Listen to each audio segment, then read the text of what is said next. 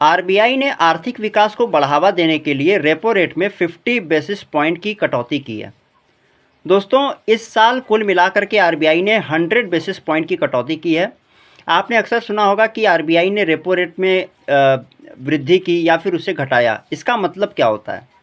इसको आप इस तरीके से समझिए। हम लोग लोन किससे लेने जाते हैं?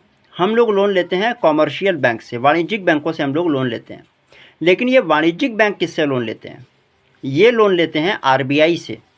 आरबीआई जिस दर पर वाणिज्यिक बैंकों को लोन देता है, उस दर को रेपो रेट कहते हैं।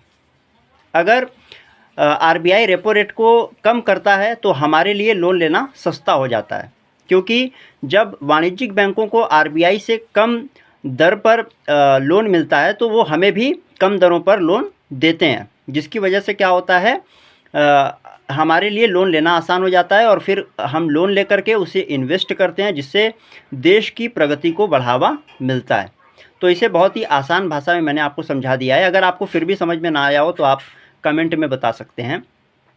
तो कुल मिलाकर के बात यह है कि आरबीआई ने क्योंकि इस वक्त जो खुदरा महंगाई है 69 महीनों के सबसे निचले स्तर पर है, तो ये बिल्कुल सही समय था। आरबीआई ने सही समय पर सही फैसला लेते हुए जो रेपो रेट है उसे घटा दिया है और इस साल तकरीबन 1% की कटौती की है।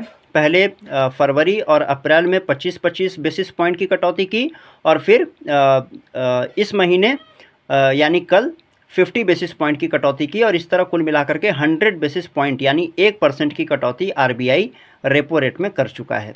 धन्यवाद।